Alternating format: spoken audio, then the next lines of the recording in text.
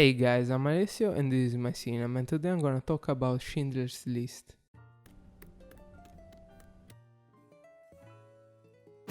Today I'm maybe tackling the most serious of all Spielberg's movie because of his thematics. I'm not saying that Saving the Private Ryan it's not serious or Munich is not, but this movie talks about one of the biggest tragedies in the human history. Probably that's the most serious one because of this, and also the tone it's a bit different from Munich and Saving the Private Ryan. As you all know, this movie talks about the Holocaust, and Spielberg chose a particular story to tell about the Jewish people during World War II. And this story is about 1,000 Jewish people that after all of they've been through the war, they get saved by Oskar Schindler. Schindler is played by Liam Neeson in this movie, and we will see how his character evolves throughout the movie in opposition to Amos Goetz, which is played by Ray Fiennes, which is the commander of the camp of Plazow near Krakow. This camp is really horrifying because, as you can see in the movie, it's paved with tombstone outside the gate, and I don't know if it still exists. Probably still exists, but I won't dare to visit because I really wouldn't like to step on tombstone of someone. But I've been to Krakow with the high school, and we also visit Auschwitz and Birkenau, which is like Auschwitz 2. It's been built when Auschwitz was too full, and it's actually confused with Auschwitz a lot because they're pretty much the same. They're really close. It's just another part of Auschwitz, but it's called with a different name. In the movie you can see it when the female groups arrive through the gate with the train. That gate is the entrance of Birkenau or Auschwitz 2, as you prefer to call. You also can still visit Schindler's factory in Krakow. I've been there, and now it's a museum about how Schindler saved them, and also about the World War II in general. And I think once in your life you should all go to visit Krakow, which is a nice city, and to visit Auschwitz because it's important to understand what happened there. I mean, you can do it there or in any other concentration camp. But let's go back to the evolution and involution of Schindler's and Goetz respectively. I say evolution because at the beginning of the movie, Oskar Schindler is just a German member of the Nazi party, and he is just seeking for an advantage to make money. And to do this, he will go to meet Ben Kingsley's character, Isaac Stern, which is a Jewish accountant, and he will ask him if he will find to him some Jewish people ready to exchange money for goods, because Jewish at the moment weren't allowed to keep any money, and goods were the only currencies. Schindler took advantage of that, and he bought his factory with this. And he also asked then Kingsley's character to find him some workers to make even more money, because Jewish people were paid really low in contraposition to Polish workers. At the same moment, he was even making friends with the Nazi army and getting acquainted with them, so he could bend the rules even more with this, so he will take advantage even on them. So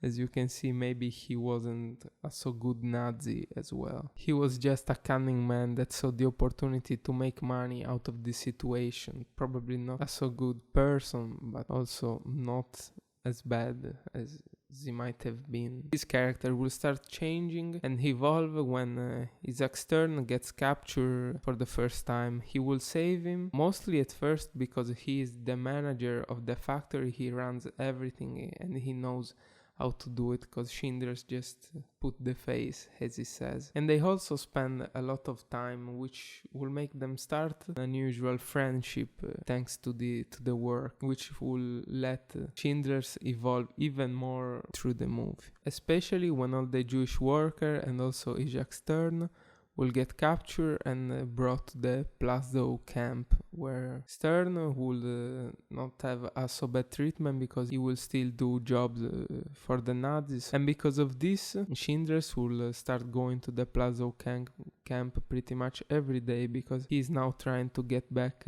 his worker, trying to work on Goetz and being a friend to him. He will also organize parties there, and he's actually a beloved figure in the Nazi army. As we see during the movie, they doesn't suspect of him at all, because also at the beginning of the movie there is nothing to suspect, but when he starts seeing how Jewish people are treated there, he starts feeling that he wants to save them, maybe also because he wants to save his money, because he wants to keep his factory running. But that's what he will start making him change for real. What he will make him decide at the end, that he needs to save as many people as he can as the war is over almost. During the second act, the second hour of the movie, we stay a lot with Goetz' character and we get to know him. In one of the first scenes with him, we see him on a balcony in the morning with his rifle ready to shoot whoever will stop working without thinking twice. His character will evolve because at the end of the movie he will get crazy. Not just in the movie, also in real life, of course, because as they say in the movie, when he will be captured, he will be found in an asylum because of his mental state and then hanged because of his crimes. In this movie, the cause of his involution, I think it's the fact that he is a good Nazi, at least he thinks he is. And for this, he wants to follow every rule. Everything that gets said, he does. If it's said that Jewish needs to be hated, he does. That's particularly the cause of his problem, because he will somehow fell in love with his maid, which is a Jewish girl called Ellen Hirsch, which will be raped and beaten multiple times by him. And the fact that he couldn't have her as he wanted because she didn't want it, and also because he couldn't, because being a Nazi and staying with a Jewish person would have been his death sentence. And I think this drove him mad at the end, because he couldn't bear anymore. But he felt for sure something for Helen, because he wanted to keep her, he wanted to make her safe, and at the end agreed to Schindler's offer to buy her even for a higher price than the other Jewish people. Also, Schindler's got acquainted with her more than other Jewish people, pretty much as the same level as Jacques Stern. So that's why he wants to save her, because he knows that in the hands of Goetz she is not safe, and he wants to do everything. And somehow also Goetz wants to do something to make her safe. And that's what it will happen. She will be saved, and she is still alive at this day at the age of 91 years old. This movie is not a movie, it's a story of real people that suffer so much. And at the end, some of them had a long life. I hope happy for them, because when the war was over, she was just 20 and she lived the other 71 years. So I hope that she had a great life. And I said that she bought her because Schindler's in the third act will do everything to save his workers. He will pay every one of them, and from this it comes the Schindler's List name, because he will make a list of 1,000 Jewish people that he wants to save, using pretty much all of his money to buy them. He uses the excuses that he needed them to work in the Czech Republic, if I'm not mistaken, and it will bring them there where they will build ammunitions for the Nazi army. But Schindler also calibrated in a wrong way the machine so that he will never make a bullet that will be shot by the Nazi army from his factory. It was just a farce, and thanks to this it kept those 1,000 Jewish people safe till 1945, when the war will be handed by the Allies. And I think that one of the metaphors that shows how Schindler's is changing, it's the girl with the red coat, because he sees her, and it's the first time when Schindler sees what's happening and starts worrying for real. And when she sees her again, it's the moment when he is completely changed, because he sees her again when she is dead, when she is brought with a cart to the pile of human people that are getting burned, and those people that are getting burned are all the people dead in Plaszow and Krakow during those years, because they were being too much and they had to burn them. And I think that's the perfect metaphor shows in the movie to actually show the changing of Schindler. I think I can talk about this movie for an hour, because there are so many topics to discuss. I think I never had so much to say about a movie as I have for this one, because I don't know, the characters were really amazing, and I don't think I ever saw so complex characters in a movie, or at least that I mention that they were so complex, and that's a great point in favor of this movie. So I want to name just other few things on top of the many that I could talk about. One of these things is the final scene where Schindler is desperate because he understands that he could have saved more, maybe just selling his car or maybe selling just his Nazi pin on his coat. He could have said that he could have saved at least to just selling that pin. And from that moment on till the credits, I just cried because it was so sad to see that. I also like the metaphor of the colors, that when the candles are fading, also the colors are fading, showing how that was probably the hand of Jewish freedom. And when the colors comes back, pretty much with the fire, again with the candle, it shows that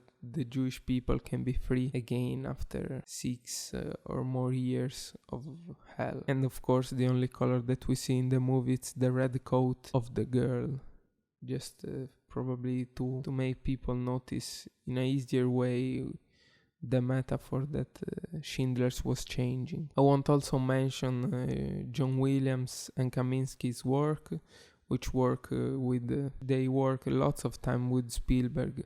Kaminsky, I think it worked a lot after this movie. Probably it was the first movie with Spielberg, and John Williams worked tons of time from Jaws till Bridge of Spies last year. So, and they did a great job as well in this movie. The only thing I can say that I didn't like about this movie were the writings, those that appear every time that the rules get changed. And it also changes the plot of the movie, and I didn't like that because it could have been done as well on screen. Maybe it would have made the movie even longer than 3 hours and 15 minutes, but I think it would have been a bit better. I understand why they did. They probably wanted to give the movie a little documentary look to show even more how real that thing was, and probably it's still a good choice. Just I don't like writings in the movie, especially not so often and so long. I think they take the audience away from the movie for a bit, and I don't know, I think it could have been done in a different way, maybe with a Nazi soldier yelling the new rule every time that there was a searching among the Jewish people. And I think I said everything about this movie, at least everything that I wanted to say, and I felt that was more important than other aspects. And I hope that the essence and the message of this movie has been portrayed good by my review. So that's all for today. See you next time.